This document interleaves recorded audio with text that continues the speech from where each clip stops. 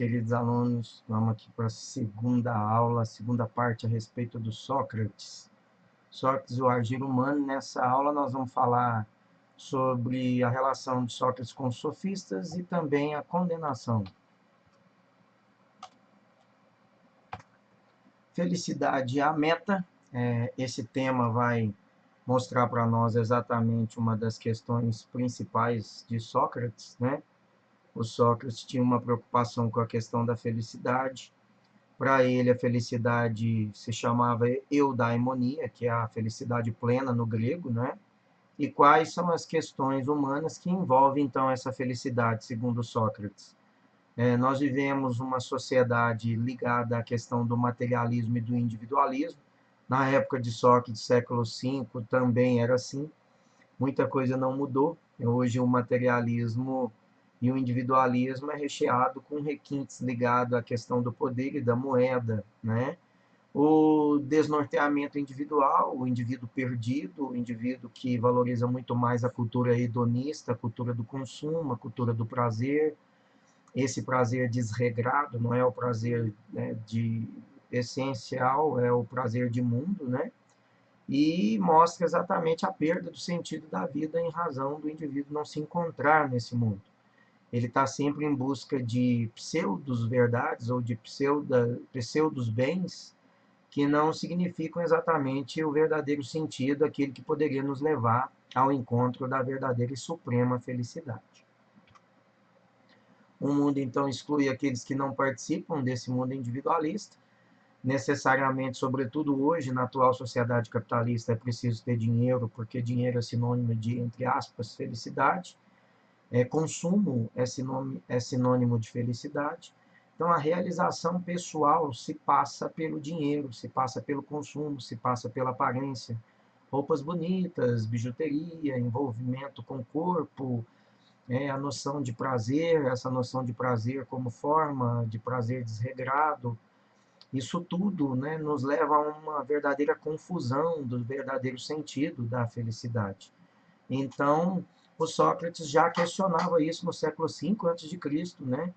Ele vai falar, olha, a abundância de bens de consumo, a abundância de bens materiais nunca está na proporção do que realmente seria a verdadeira felicidade, né? Essa é uma pseudo-felicidade efêmera, vazia, que não é carregada, né, de nutrientes, vamos assim dizer, capaz de nos manter de pé, de nos manter vivo, não é? Eu tomo um sorvete, eu compro um carro, eu compro uma bolsa ou um sapato e tenho ali a impressão de que estou feliz porque matei o meu desejo de consumo, né?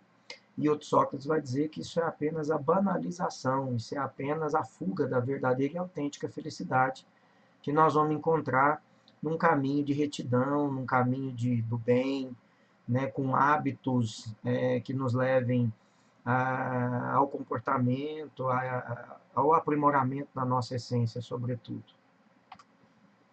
O ser humano pós-moderno, então, buscando aí na felicidade, o conceito de felicidade na filosofia do Sócrates, ele se tornou vítima dessas ofertas de conforto e de reconforto aparente, né? Você tem remédios que tiram, que nos dão supostamente a sensação de prazer quando nós estamos insatisfeitos ou quando nós estamos em situação de depressão. Nós fugimos para a bebida, nós fugimos para o jogo, nós fugimos da vida e de todos os desafios que nos levariam a um crescimento, a uma autonomia, a um amadurecimento da nossa personalidade. No entanto, as ideologias nos manipulam, elas nos exploram, elas nos fazem sentir infelizes, sobretudo quando não consumimos, quando não atingimos os parâmetros e os paradigmas do poder, né, da aparência que essa sociedade atual capitalista do mundo pós-moderno exige tantos de nós, né? É necessário o self, o eu mesmo, aparecer e se mostrar o tempo todo, mesmo que essa vida não seja real, mesmo que essa vida seja supérflua, mesmo que essa vida seja apenas aparente, mas é necessário estarmos na mídia, estarmos o tempo todo veiculando uma imagem de felicidade, veiculando uma imagem de prazer, de consumo, de bem-estar, que necessariamente não condiz, na maioria das vezes, com o nosso interior, com o nosso sofrimento, com a nossa dor, com a nossa limitação. E isso já era plenamente questionado por Sócrates, que foi um dos primeiros filósofos, se não o primeiro, a se preocupar com o ser humano, com a sua essência e com as questões éticas que envolvem o ser humano e as suas relações com o meio social. Então, a busca pela felicidade, olha, encontra respostas na tradição filosófica, no berço dessas tradições gregas. Ao trabalhar, então, com sofistas, né, nós sabemos que Sócrates e os sofistas tiveram vários embates. Sócrates observava e questionava o seguinte: primeiro, letra A, vamos prestar atenção nisso, ó. Os sofistas buscavam sucesso e ensinavam as pessoas como consegui-lo. Sócrates busca a verdade e incita seus discípulos a descobri-la.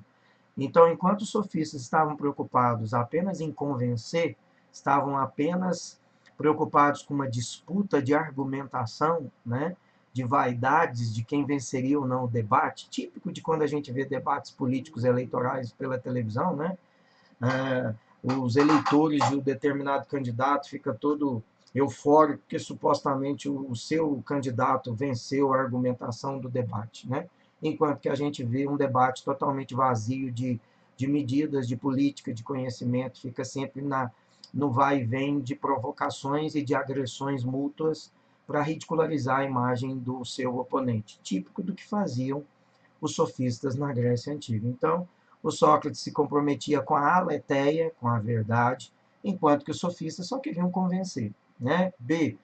Os sofistas é necessário fazer carreiras. Olha aí a questão da honra, né? A questão do sucesso, a questão da aparência. A gente vê tantas pessoas tão preocupadas com a aparência, com a vaidade, com o título, né? E isso compromete o caráter dessas pessoas, né? E isso compromete um papel de lisura, né, de autenticidade dessas pessoas assumirem, por exemplo, um cargo político, ou um cargo como de juiz, como de promotor, né, e assumir esse cargo com o empenho de fazer o bem à sociedade, de fazer aquilo de modo reto, né, coerente, ético, mas em muitas das vezes a gente vê essas pessoas se transpor de vaidades e de honrarias, se comprometendo naquilo que seria o seu verdadeiro papel enquanto agente público, enquanto juiz, ou promotor, ou prefeito, ou presidente, ou governador. Né? Então, os sofistas estavam preocupados muito mais com carreira, com aparência, e Sócrates queria chegar à verdade, olha, desapegando dos prazeres e dos bens materiais. Aliás, Sócrates era muito simples, andava com um chinelinho lá, com a sandália bem simples, uma vez que no vídeo anterior eu disse, né? Sócrates era filho de carpinteiro e de uma parteira, então era uma pessoa simples, andava com uma túnica simples, nunca estava preocupado com honrarias, né? C. Os sofistas gabam-se de saberem tudo, né, sobre tudo. E Sócrates tem a convicção de que ninguém sabe de nada. Ele mesmo dizia no vídeo passado, eu explicava isso para vocês, só sei que de nada sei, né? Conheça-te a ti mesmo. Então Sócrates partia de uma outra vertente, estava exatamente na contramão daquilo que os sofistas e boa parte de quem a gente convive nesse mundo hoje, né, pós-moderno, capitalista, também estão vivendo. Muito mais preocupados em mostrar o carro zero, o aparelho zero, o último modelo do aparelho, a roupa de marca, de frequentar as altas rodas, de mostrar fotos em lugares paradisíacos, supostamente vendendo uma aparência de felicidade, enquanto que nem sempre estão verdadeiramente felizes, porque estão perdidos, estão sem rumo, estão sem horizontes, vivem um mundo vazio de perspectiva, de alicerces baseados naquilo que realmente é importante para a autêntica felicidade, que é a eudaimonia. Não é? D, para os sofistas, aprender é coisa passiva e facílima, né? Afirmam que tudo isso tem um preço módico. Então, os sofistas ganhavam muito dinheiro ensinando os seus alunos a vender essa imagem, né? Os sofistas seriam bons marqueteiros dos dias de hoje, né? Porque eles trabalham com a venda da imagem, a venda da palavra, convencendo as pessoas. E é exatamente esse um dos papéis principais que o marketing também faz.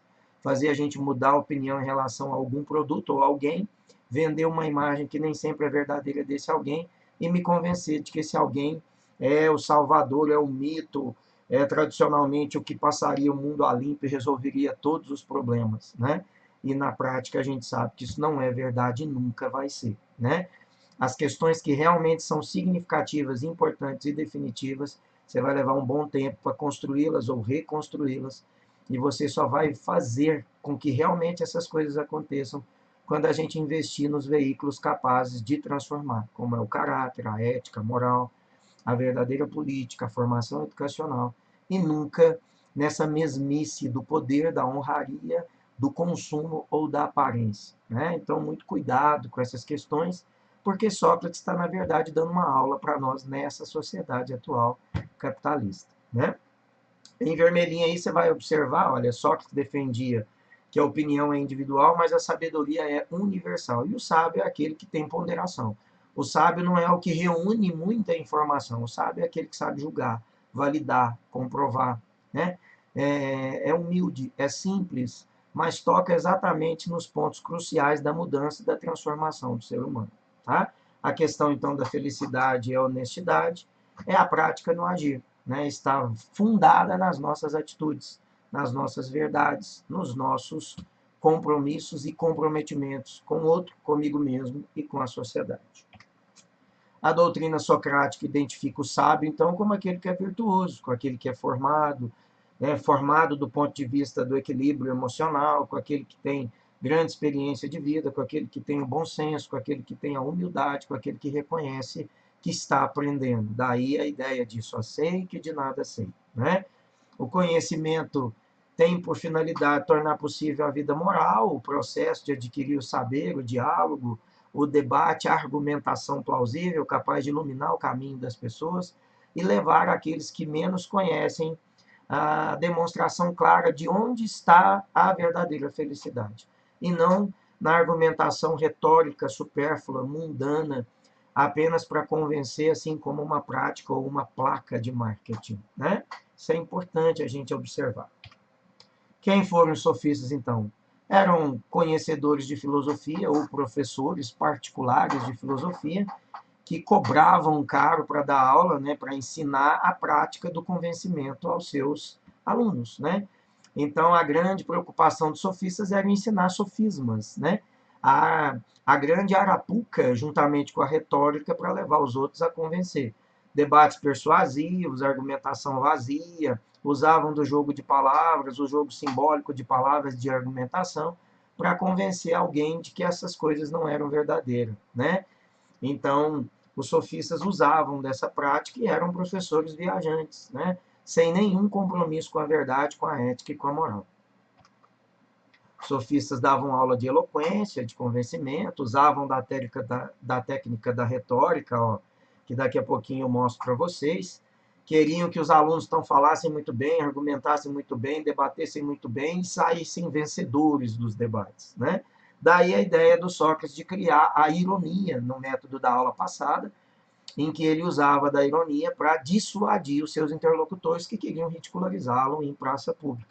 Ele usava do contrário, da técnica ao inverso, para fazer com que esses interlocutores é que ficassem ridicularizados e humilhados diante de toda a sociedade, já que a grande maioria dos debates era na ágora, no espaço vazio, no espaço aberto, na praça, né? E era exatamente aí que o Sócrates usava da ironia para desmistificar os marqueteiros sofistas que queriam simplesmente convencer e levar os seus interlocutores a contradições, né, a uma visão falsa, e assim demonstrarem notório saber, quando na prática apenas uma técnica de convencimento. A retórica era dividida em três: etos, patos e logos. O etos significa a aparência, o público, né? A aparência, a apresentação daquele que vai apresentar a argumentação, daquele que vai falar, né? O patos é o público, então é importante eu conhecer primeiro o público com o qual eu vou me dirigir, para não correr o risco de falar alguma coisa que vai desagradar esse público. Então, por que o político normalmente fala aquilo que você quer ouvir? Porque ele tem pesquisas nas mãos que indicam os temas que as pessoas mais queriam ouvir. É por isso que temos como corrupção, educação, segurança pública e saúde são os temas prioritários em qualquer debate político ou em qualquer campanha política, né? E as pessoas ainda caem, na grande maioria das vezes, na argumentação vazia desses candidatos que apresentam fórmulas milagrosas de resolver os problemas sociais, né? O que não é assim da noite para o dia. Então, o patos, e conhecer o patos previamente é importante para eu saber como que eu me dirijo a eles. E o logos é a argumentação, é o conhecimento, é ter uma habilidade mínima para falar a respeito daquele tema que você se arrisca a falar, né? Então, o ethos é a minha aparência, o patos é o público, e o logos é a maneira como eu falo, é o conhecimento que eu tenho a respeito daquele assunto. Quando eu junto as três técnicas, é a retórica, e o bom retorista é exatamente aquele que convence, mesmo daquilo que não é verdadeiro, né? O fake news, por exemplo, é uma prática demonstrativa do que é a retórica e da capacidade que a retórica pode fazer em relação a nós como um todo, né? Mesmo a gente desconfiando que aquilo possa não ser verdadeiro, mesmo a gente mostrando, olhando para aquilo, desconfiando, não, mas será? Mas ainda assim a gente passa copiosamente os vários fake news que a gente recebe em rede social, né, sem nenhum tipo de maturidade crítica para entender que aquilo não é plausível, não poderia prosperar. Mas a gente alimenta ainda o mundo passando adiante um monte de mentira, um monte de fake news, e há políticos que estão sendo eleitos no Brasil, fora do Brasil, no mundo, utilizando a técnica da retórica, de fake news, de mentiras, de argumentação vazia, mas convencendo a partir de uma boa argumentação, né, totalmente em cima de técnicas de marketing, né, de suporte de marqueteiros por detrás. Então isso é importante, porque Sócrates já chamava a atenção de nós lá no século V. Em primeiro lugar, olha, o Sócrates vai dizer, os sofistas não tinham uma preocupação em investigar a physis, né? Eles estavam preocupados com o nomos. O que é o nomos? A criação humana, a invenção humana, né? A criatividade humana. Estavam muito preocupados com as leis criadas pelo ser humano, e não com aquilo que realmente era a essência, e não com aquilo que era propriamente a virtude capaz de nos levar ao caminho que, que nos encontraríamos com a eudaimonia, com a verdadeira felicidade, né? Em segundo ponto significativo, ele vai falar da concepção atual dos sofistas, olha. Uma concepção que perde, né, que ele perde um alerta, olha, uma vez que a maior parte das informações a seu respeito vem desses detratores, do julgamento de valor, de pessoas que usavam de forma negativa a aparência ou o próprio conhecimento filosófico, né? E isso necessariamente acabou vendendo uma imagem muito negativa dos sofistas na Grécia Antiga, e hoje essa relativa, né, imagem depreciativa dos sofistas ainda permanece. Os sofistas acreditavam que o único caminho que envolvia era a disputa verbal, era a vitória na argumentação, o que eu já disse que os debates políticos, sobretudo nas TVs, é exatamente um show disso aí que o Sócrates contestava, né? Vence o debate aquele que argumentou melhor. Argumentou o quê? Falou mal do outro, apresentou escândalos do outro, um dossiê contra o comportamento moral do outro, de menos debater política, que era o que realmente é importante para o convencimento do eleitorado, né? Dentre os sofistas mais importantes, nós vamos ter o Protágoras e o Gorgias. Protágoras vai dizer, ele é o criador aí do ceticismo, do relativismo, né? Porque ele vai dizer que o homem é a medida de todas as coisas, e quando o Protágoras fala isso, ele está dizendo que é o homem que sabe, é o homem que tem a medida. Então, vale aquilo que eu penso, que você pensa, que não teríamos, então, uma verdade absoluta. Não existe verdade absoluta, que é uma tese aí construída pela corrente ceticista, né?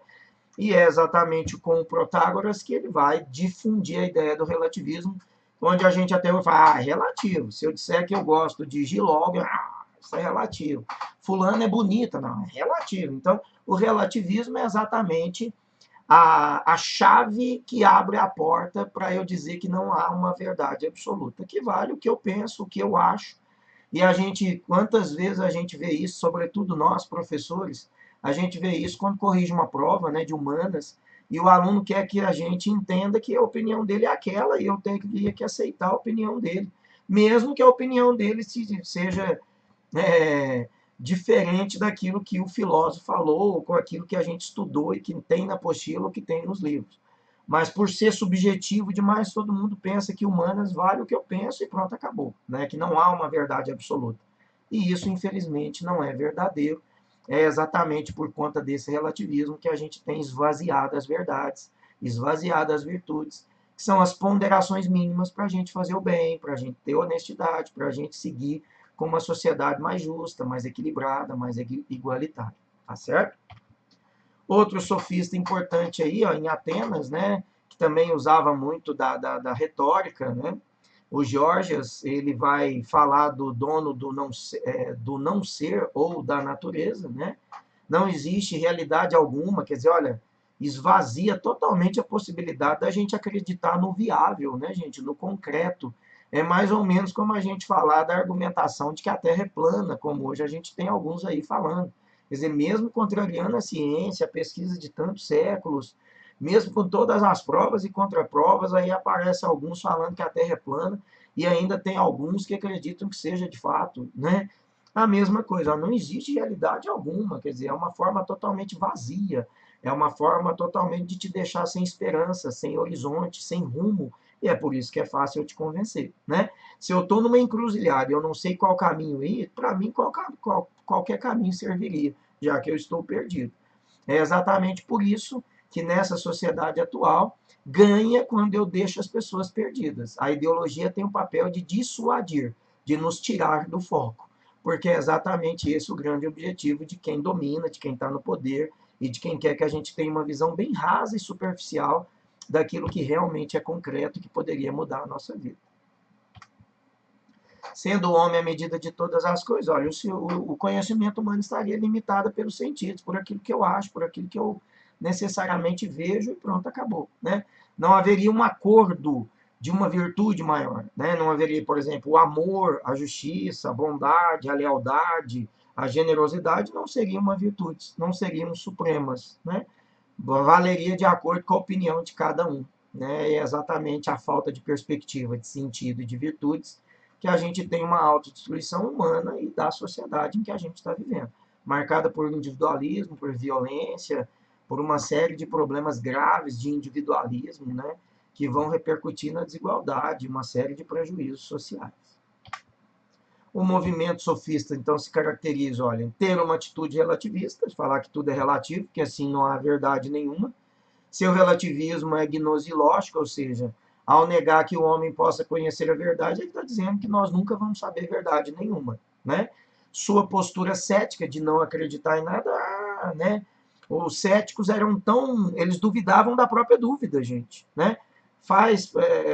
Passa pela sua cabeça que alguém possa duvidar da própria dúvida, quer dizer, um total e absurdo vazio, escuridão. E o seu convencionalismo, quer dizer, as normas, os costumes, tudo isso, segundo eles, são convenções humanas, que não há uma verdade por detrás delas. Isso foram apenas criações humanas para justificar que alguns podiam uma coisa e outros não podiam. É essa a argumentação que os sofistas utilizavam, que muita gente se convenceu de que realmente era assim. Até hoje a gente vê aí algumas pessoas defendendo essa argumentação, né? Sócrates, então, vai mostrar que a felicidade ela vai ser encontrada com a justiça, né? A justiça a gente só se encontra no caminho do bem, né? Com o mundo das ideias, conforme já vai falar mais adiante o Platão, ético, político, né? Preocupado com ético, com político, com a responsabilidade do administrador em cuidar das pessoas, em fazer uma política que seja comum, né? Que seja para resolver o bem, né? Que seja coletiva, que seja para a coletividade.